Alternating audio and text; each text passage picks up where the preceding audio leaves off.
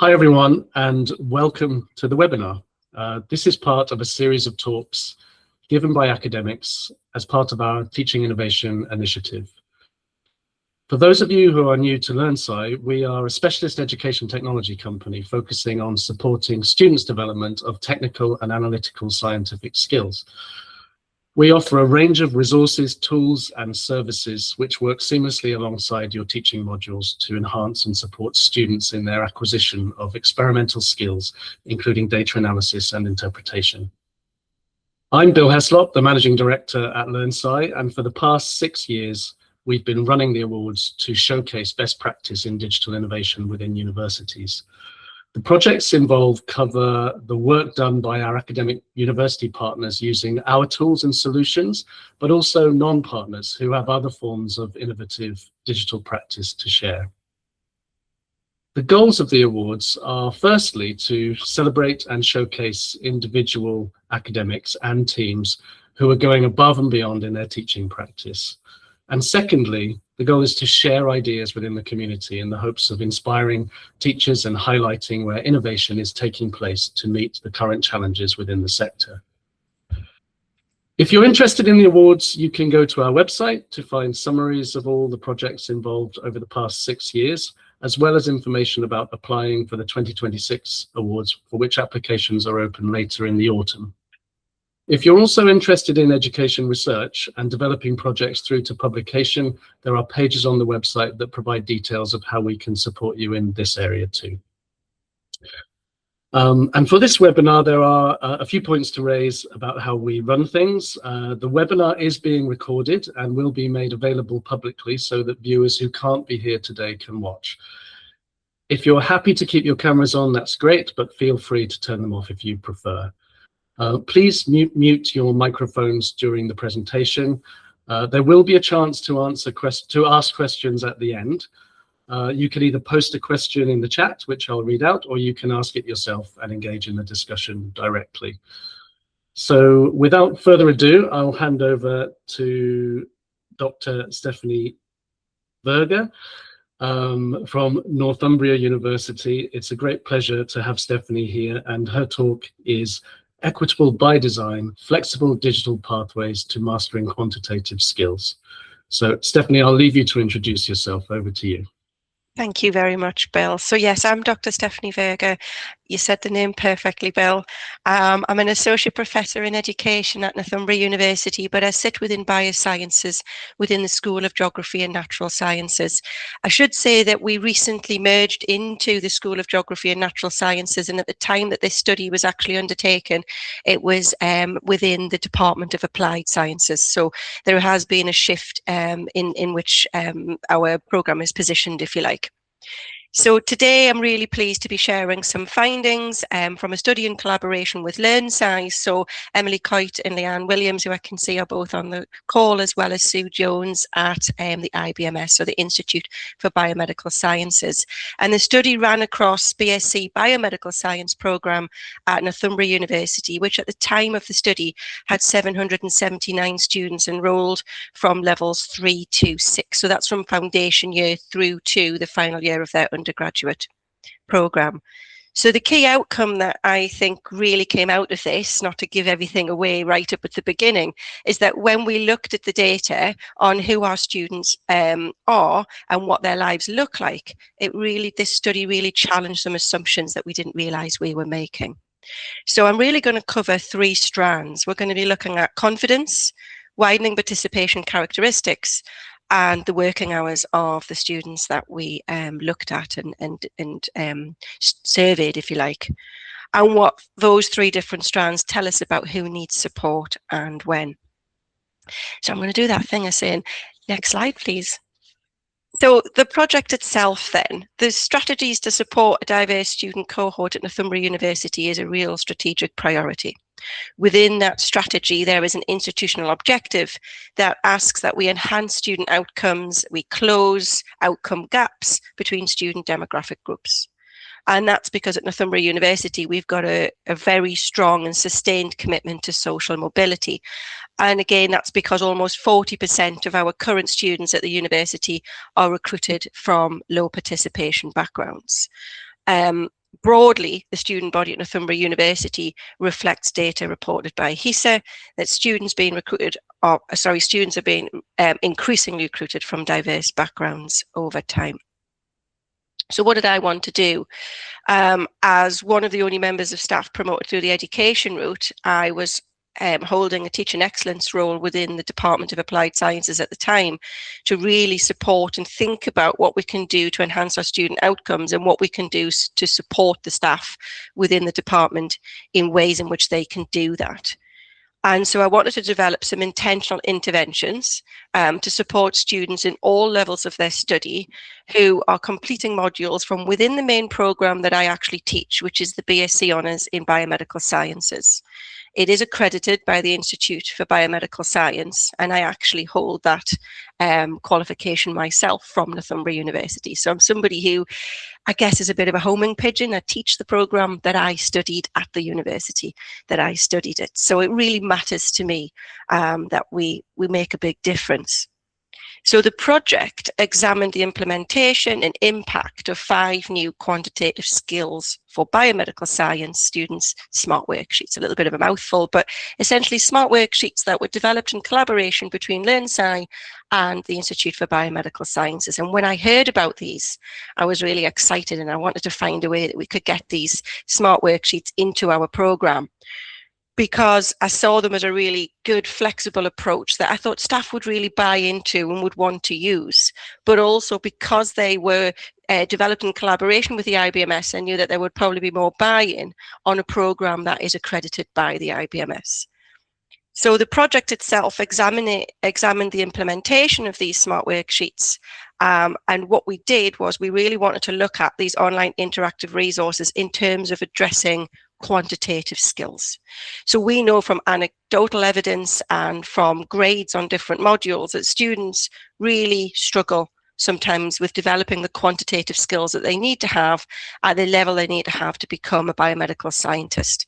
You could argue lots of different reasons for this. One of them might be that we don't actually ask for mathematics skills at any great level as one of the intake requirements on the degree. But there's lots of different reasons why students may struggle with their quantitative skills. So the resources address topics fundamental to analytical biomedical science. They're designed to cultivate calculation and data handling skills, and they're relevant in particular to authentic scenarios. And that was something that I was really interested in, is how can we use an authentic scenario to build the confidence and the quantitative skills that the students need.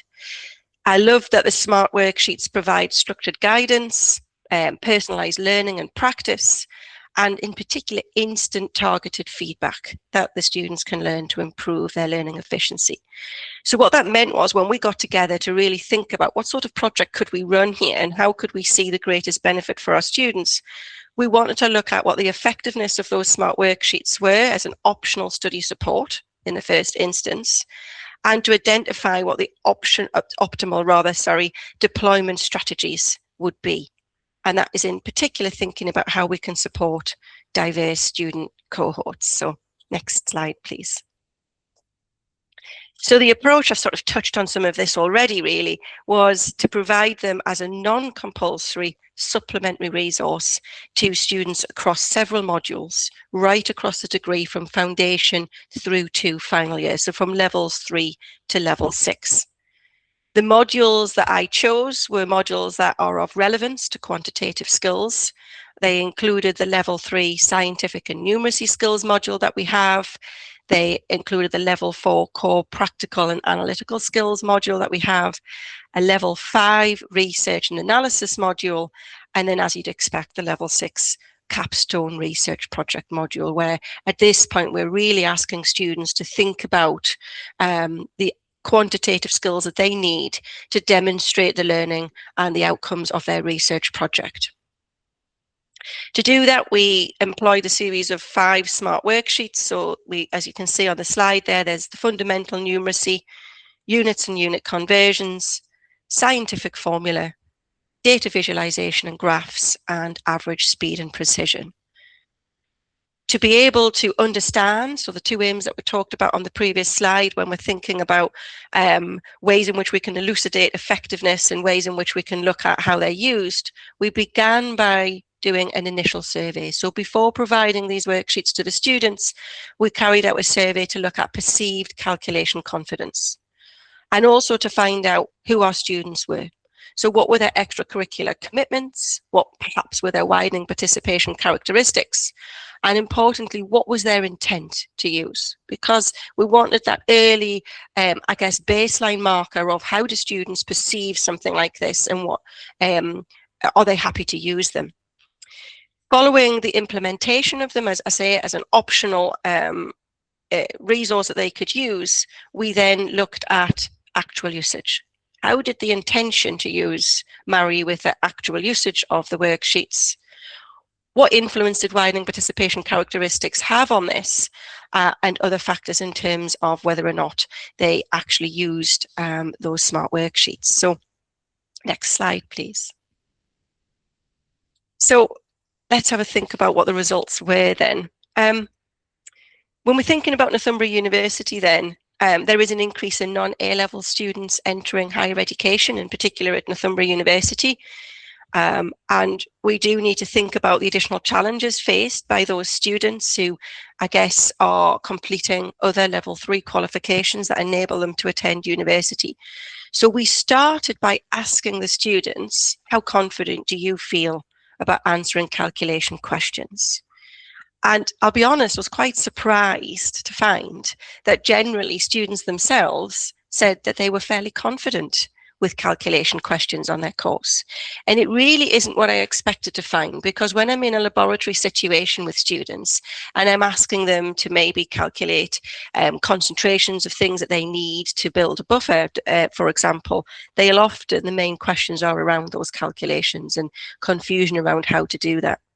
So to see students say that they felt really confident was, I guess, the initial surprising finding. There was no significant difference in reported confidence between levels of study.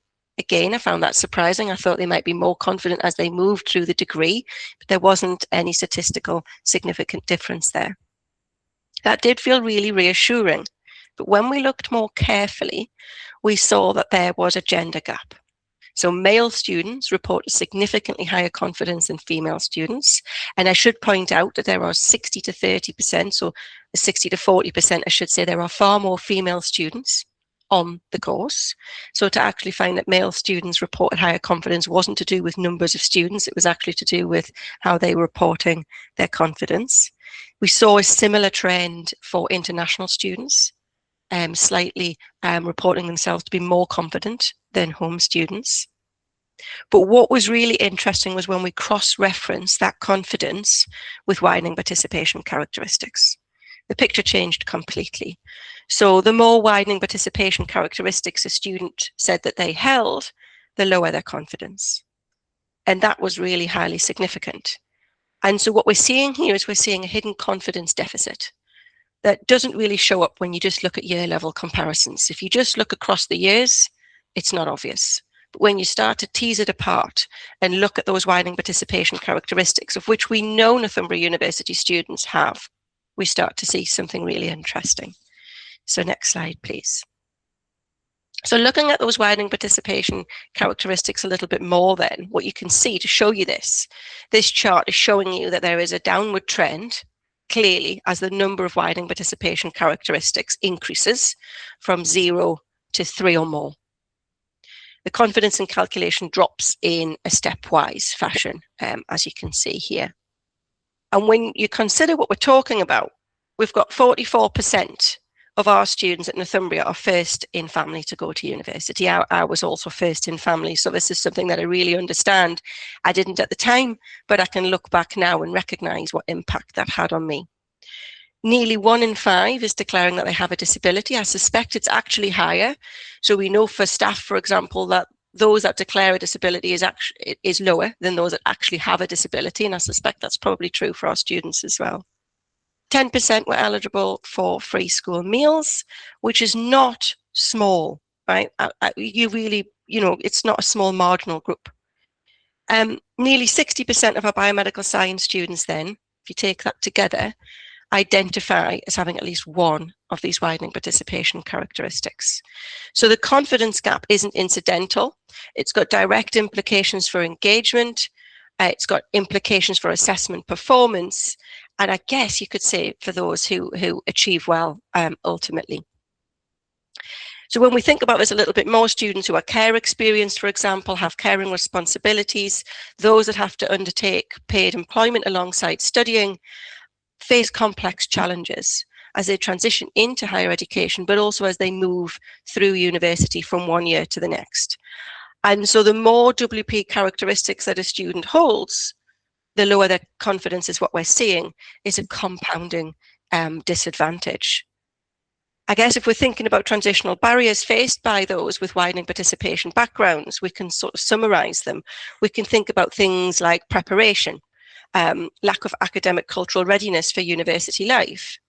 When we're thinking about Bourdieu's principles in terms of cultural, social, and financial barriers, this would impact student confidence, their engagement, and their sense of belonging. When we think about participation, we've got reduced access to support, we've got reduced access to peer networks, and we've got commuting and financial pressures as well that might necessitate paid work, and these all impact on the availability of time to study and the networking opportunities that they have. Then we've got to think about things like persistence. I'm always blown away by my widening participation students because their resilience and their persistence is unbelievable. Just in getting to university in the first place really shows that these students have a strong resilience, but it will mean that they're coping and additional pressures, whether it be financial, mental health, time, external responsibilities, really challenge their concentration, their attendance, and their attention. So we probably shouldn't be surprised then that their confidence in their study skills decreases with increasing widening participation characteristics. And so what they said was there is a real need. There's a real need to develop personalized initiatives to support these students in particular, to foster their self-confidence, to foster their autonomy, alongside these increasing workloads that these students have, but also academic staff have increasing workloads. So how do we balance the struggles that these students have against the increase in workload that staff have that mean that on the ground and on the day, staff don't have as much time to be able to develop the support mechanisms for these students. So next slide, please. If we then look at some of those things that I've talked about, if we look at extracurricular commitments, for example, we can see on this chart that the proportion of students in each year group who have work or caring responsibilities outside of their studies actually rises significantly with each year of study. And this was really surprising, actually. I don't know why it was so surprising to me, because I know that when I'm in labs and that's my opportunity to talk to my students, I already knew that my final year students were often students who'd done a placement year. They'd done a year out, and they were at pains to keep in touch with the contacts that they had made and keep doing the bank work and other work that they had done throughout their final year. But also, students were starting to run out of any savings that they had brought with them to university to top up what we now know is a tiny maintenance loan. It's just not enough. So when I stopped and thought about this, it shouldn't have surprised me that it moved, and that by level 6, 86% of our students were managing work and caring commitments alongside studying their final year. 12.5% of those are doing more than 21 hours per week, and we only recommend as a university that it's up to 15 hours. So whilst we try and recommend and cap it, life means that students can't really adhere to that. So it's going to take them away from their study. So this progressive increase in working and caring hours from 63% on the left there, the lower levels, all the way across to 86% was statistically significant. The final year students don't have lighter commitments as we might expect. They're actually the heaviest laden. They're the students that are perhaps struggling the most. So they're not students who are coasting. They're not students who we've scaffolded through level 3, 4, and 5, and then we can go, off you go, you're level 6, you have all the skills now. They're actually busier the more they move through their degree. So next slide, please. So what this means is this study really highlighted the traditional assumption. It's an assumption that is implicit, it isn't really stated anywhere, that final year students are more autonomous, they're more self-directed, and therefore, do we not need to give them as much structured support rather? You know, we tend to focus on the lower years, on their transition into HE, on their transition from 3 and 4 into 5. But by level 6, we're expecting them to be really quite autonomous and require less structured support. The data that we have, that I've just shown you on the last few slides, challenges that, really. The idea that these final year students need less support doesn't seem to hold true. They're not really more focused on their studies. They're managing the most complex combination of academic, financial, and personal demands. And I think this really needs to be, I guess, shouted about. The students who are absent from the timetable sessions, I've had it happen to me this year. I run a final year module in drug design and development. I should have had 85 students on that module. And from day one, including the key lectures that I expect them to be at, maybe around how to achieve well in their assessment, I only ever saw 25% attendance. That worries me. And this study has helped me to understand that they're not necessarily disengaged. They're just students who need more support, and they need it in a flexible, different way. So next slide, please. Just keeping an eye on time because I can't talk. So the intention action gap is something else that came out of this. As I said, we offered these students those 5 optional digital smart worksheets to support their quantitative skills, and we offered them right across from level 3 to level 6. And I did do my best to point them to them, to highlight their presence, to show them that they're relevant to their assessments. And we asked, as I said, whether they intended to use them. And as I said earlier, there was a really high intention to use them. 93.6% said yes, we're very likely or likely to use these smart worksheets. Thank you very much, they look brilliant, was the anecdotal evidence. And the percentage there is from our survey, the first survey at the beginning. The pattern, though, is similar across year groups, with level 5 and 6 students showing slightly more intention to use the resources. That wasn't statistically significant.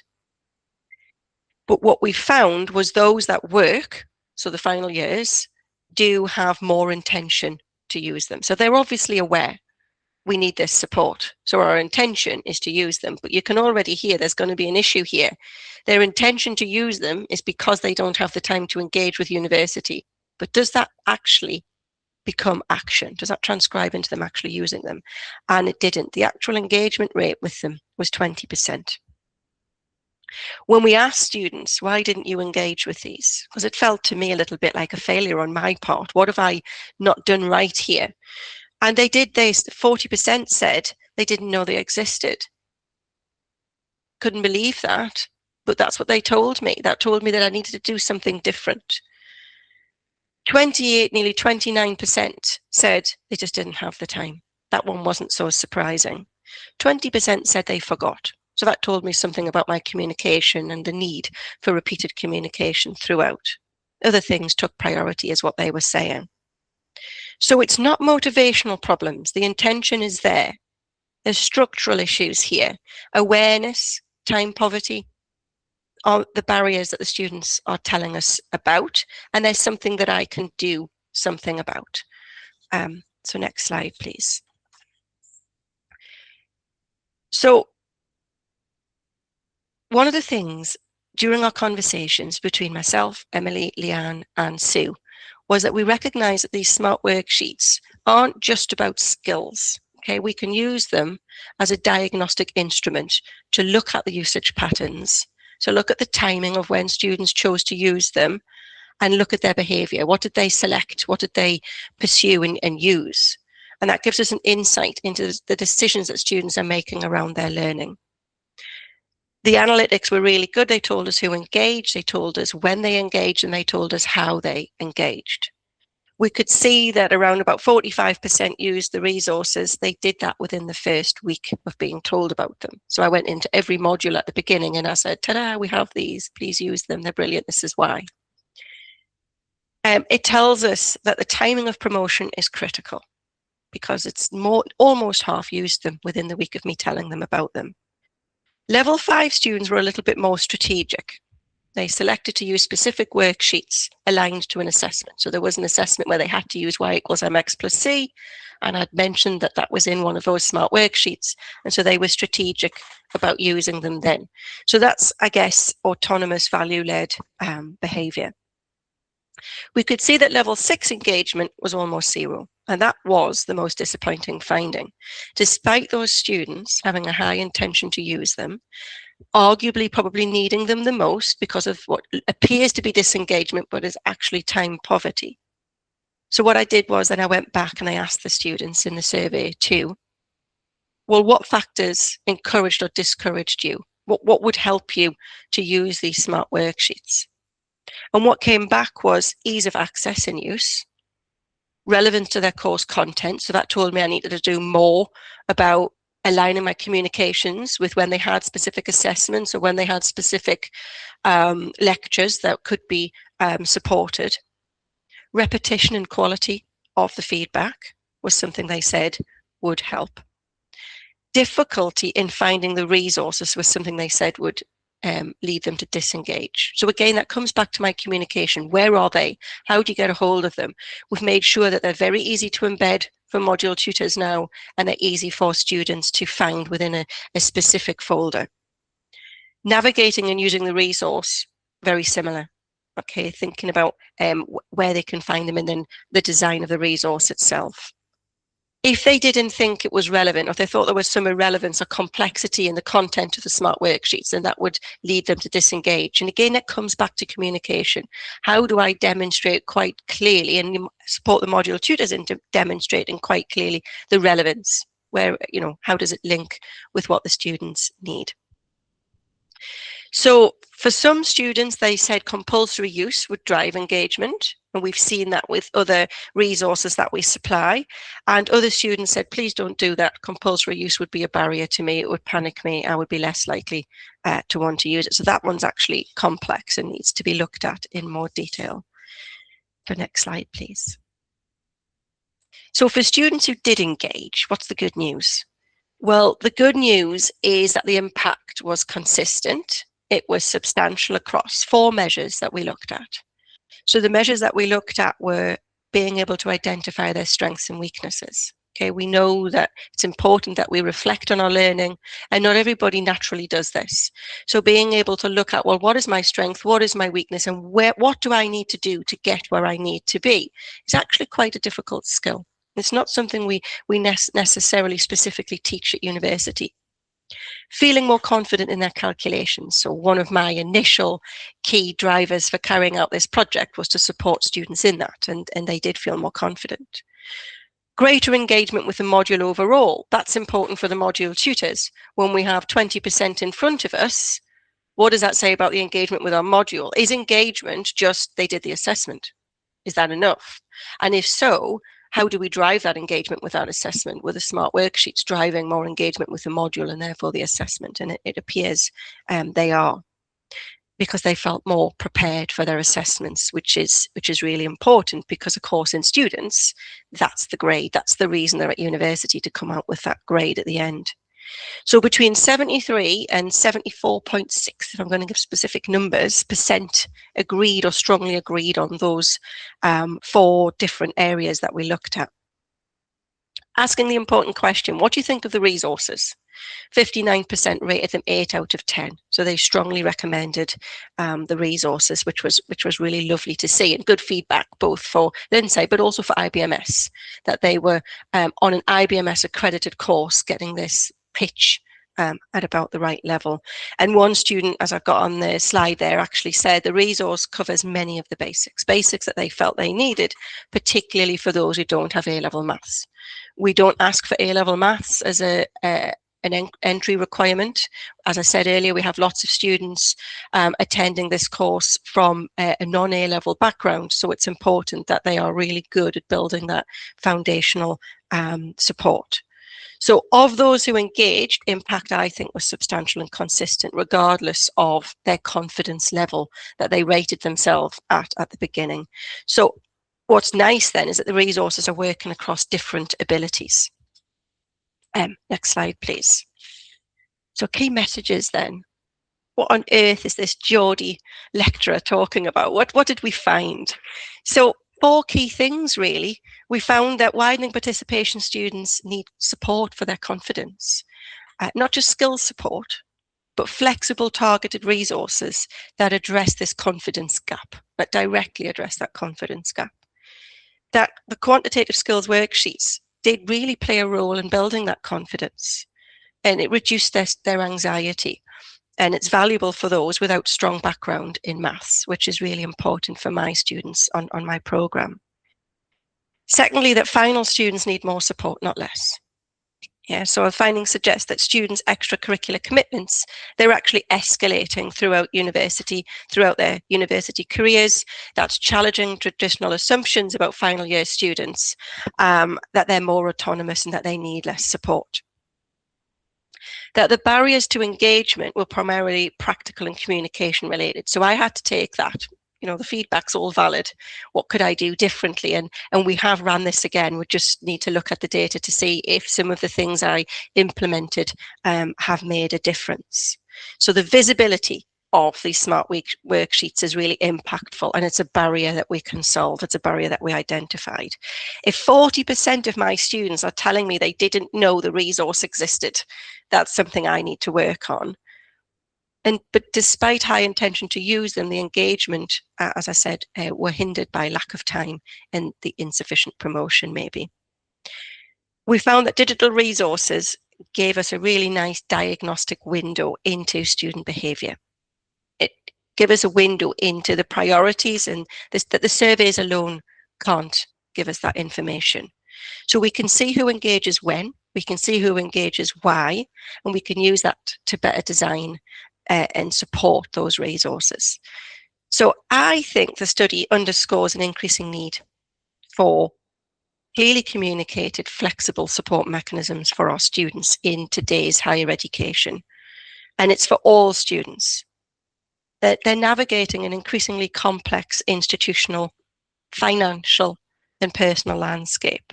And I found that these smart worksheets were really valued, particularly by students with low calculation confidence, and I just need to improve the signposting to them. And I think one of the things that I tried was regular shout outs in lectures, face-to-face and recorded demonstrations. So Leanne did a brilliant recorded demonstration that I could then post on the modules to get students to understand them a bit more. I did a dedicated walkthrough in a workshop drop-in scenario so that I could boost the visibility and students' familiarity with them. So next slide, please. And I think it's the last one. Yes. So, I mean, the data don't show disengaged students. They show time-poor students. They're making strategic, rational decisions around their assessments, around what they need to do to keep themselves at university. And I think our challenge is to meet them where they are. So one of the things that stayed with me that came out of our conversations is that students are fitting their degree around their lives. They're not fitting their lives around their degree, as we would have expected them to do 20 or 30 years ago. So the question isn't, why aren't they engaging? It's how do we meet them where they actually are? So I'm really pleased to say that our publication has just been approved and gone through. So that's what I've got here. I need to update the DOI. Really, really pleased with that. So any questions? Brilliant. Thank you, Stephanie. That was a fantastic talk and such a brilliant study as well. So I'm sure that there's lots of questions and lots for us to dig into. I think this idea that the personal circumstances of students are so impactful on their learning is something that we need to take on board so much more. and that things that we think we understand, like engagement, that non-attendance does not equal disengagement. No. The students are managing their time very strategically, and in fact, they're fully engaged in their lives. It's just they're trying to fit in the work alongside everything else. And I think as an edtech company, our primary sort of function is developing really effective resources. But I think increasingly we're going to have to look at ways in which we promote and market and encourage students to use those resources, and support universities in doing that. What I thought was also interesting is that you said that the results surprised you, and doesn't that just show how important it is for us to be doing these studies? Because we can have all sorts of assumptions, but hats off to you and your collaborators for actually asking the questions and finding out the answers which surprised you, and therefore you're modifying your approach. I'm going to open the floor to anyone else, but I just have a quick question, which is how do you plan to extend this fantastic project? I mean, you've talked about a second set of results coming through. Yeah. Are there ways in which you can see this having a wider impact in your institution, in your department? Yeah, so to go back to the point about it surprising me, it really did, and that is because of these implicit assumptions we have about, as an academic, I've structured my students through, surely they're ready to fly. I've gone from teacher to mentor to peer by final year, so off they go. When I stopped and thought about it, I knew that wasn't the case. I knew that it's the final years that are terrified of the project. And I know that because I've been running little mini conferences for years where the final years talk to the second years to get their confidence up ahead of final year. So on some level, I already knew it. But this study really showed me that actually we need to pay attention. And one of the things you've just said there is really important, that it's how do we get staff to recognize that and start to think about how we can put these things in. I've managed to forget your question. I'm so sorry. Oh, you're muted, I think. Thank you. Are you extending the findings into further research and also into ways to impact others in the department? Yeah, sorry. So, so there's two ways of doing this. There's the strategic route. So obviously with financial implications within higher education, got to make a bigger and stronger case all the time to have these sort of additional resources in the university. And one of the things I've done is to go down the strategic route, which is that in Northumbria, for example, previously in 23-24, Northumbria University in applied sciences, as was flagged for the students in terms of retention. So the number of level 6 students achieving a 2-1, it's a proxy for continuation. And there was real differences between your index of multiple deprivation, quintile 1 and 2, the most deprived, versus quintile 3 and 4, the least deprived. What that meant was I could then go to the senior leadership team and say, right, we've been flagged for this, we need to do something. And that was one of the ways that I could start to do a project like this, but I'm hoping enables me to continue a project like this. So there's the strategic aspect of it. There's also the work that I do in terms of my focus is student partnership work.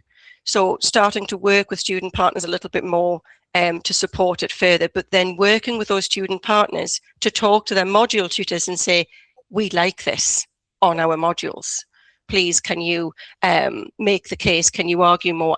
We've heard, the chemists have already said this, we've heard that this project ran in biomedical sciences. Please, can we also have this here? And although they were available to everybody, it's getting the buy-in from the staff. And one of the ways I find to get the buy-in from the staff is less about me. I can go up to the senior leadership team, but not necessarily to my colleagues and say, do this. They don't necessarily listen, as you might expect. We're all very self-driven in academia. But when it comes from the students are saying, we've heard about this and we'd like this. So that I guess that's my answer to how I would drive it forward. I hope that answers that, Bill. Yeah, absolutely. Thank you. Any questions from others in the group? John. Hi, Stephanie. Thank you for taking us through that. It's really interesting on so many different levels for me. I'm interested in the metrics, in the definitions that you are choosing for defining students' challenges. Yeah. I was wondering if you'd thought about looking at things like adverse childhood experiences as another metric, because that is another well-documented way of identifying people who those experiences in childhood impact on their later life experiences. Yeah, I agree.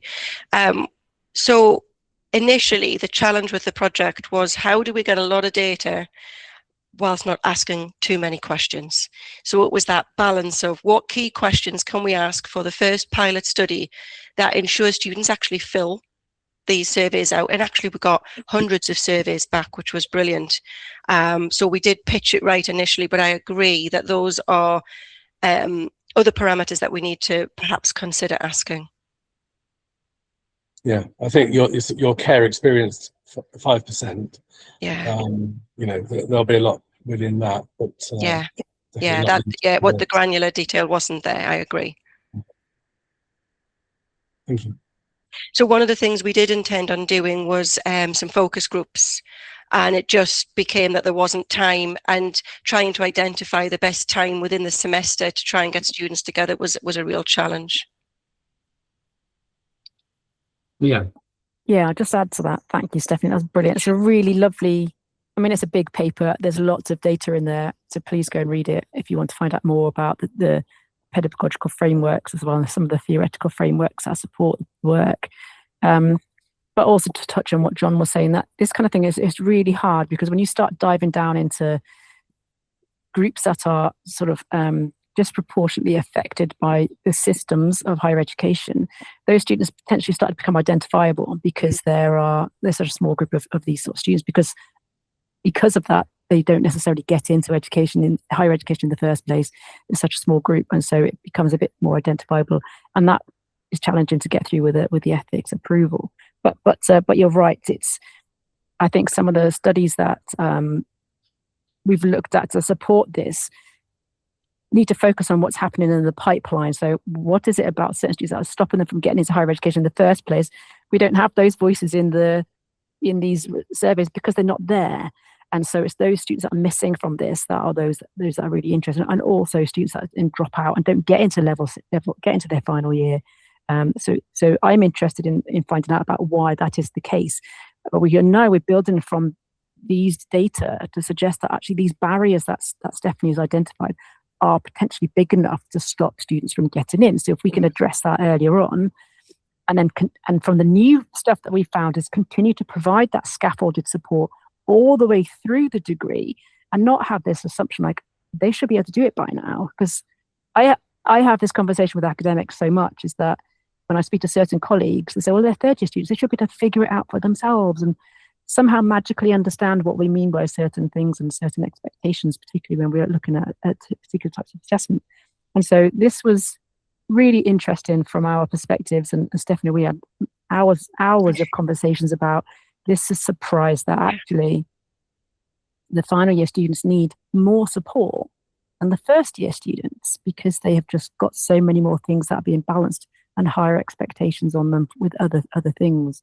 And so whilst we need to understand student behaviour relative to those particular groups, marginalised and disadvantaged students, as John was saying, we need that data to follow them through from schools, and then follow through to see who's dropping out, where they're dropping out and why.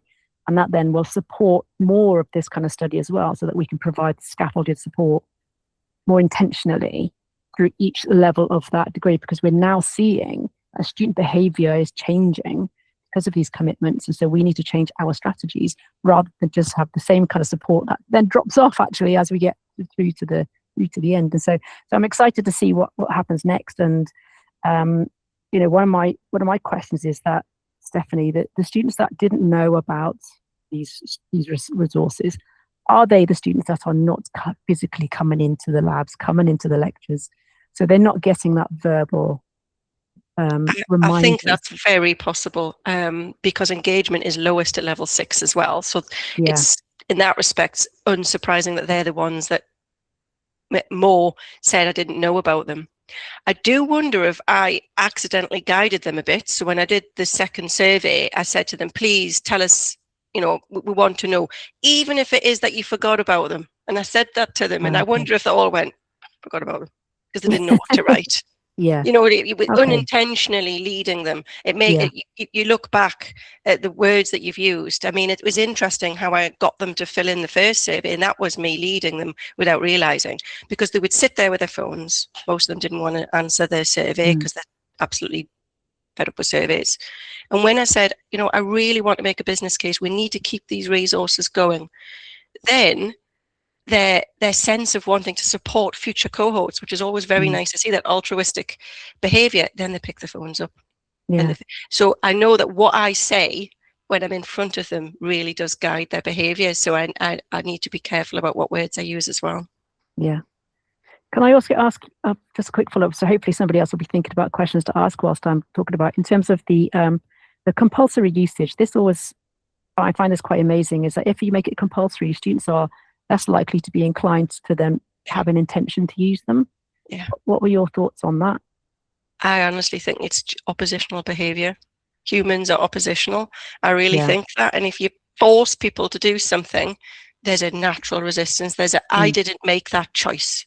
I'm being made to do this, as opposed to, here's why they're important. We'd really like you to use them. Oh, right. Okay. I might do that. I've made that decision. That's my own.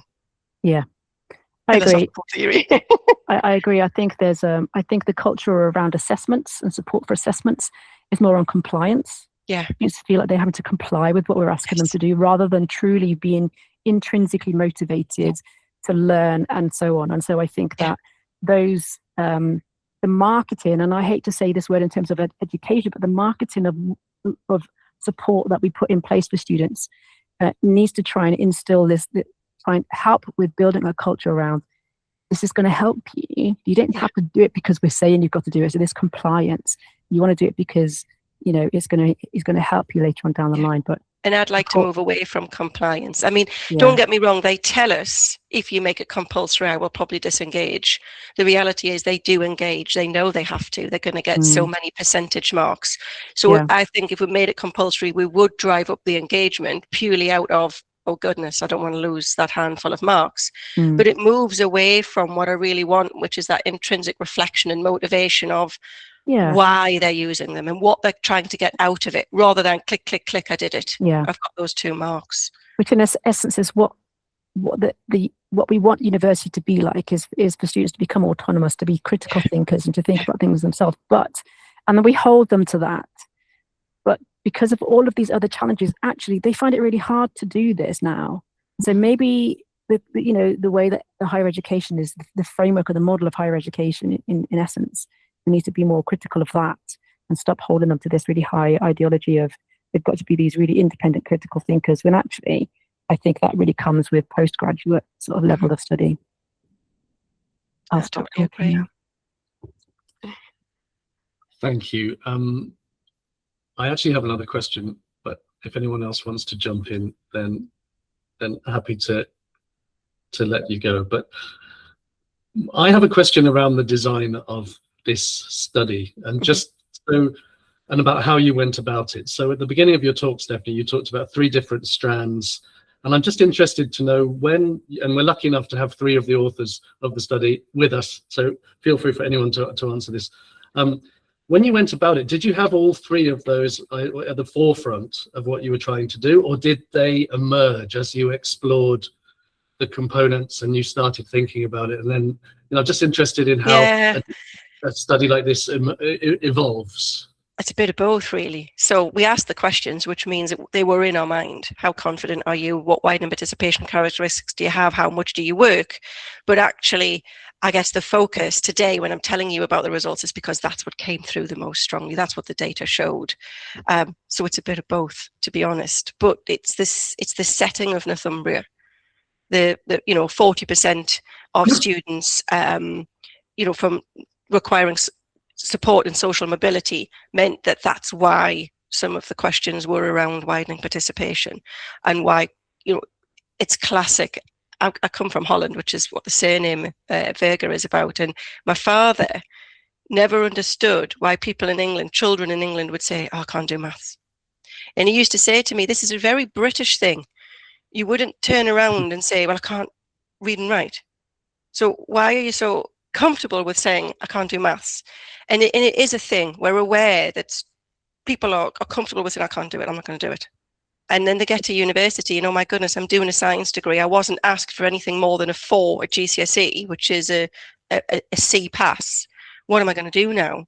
So we knew to ask about confidence. Confidence is an interesting one, though. So to talk about the design bill, we have thought about what we meant by confidence and what we meant by calculation questions. So we asked them, how confident are you in calculation questions? But actually, that confidence was much higher than we expected, and it may be in the way we designed the question. Were students thinking about short calculations rather than mathematic analysis, which is what we were really asking about? So we have tweaked for the second survey the wording around calculation confidence. Thank you.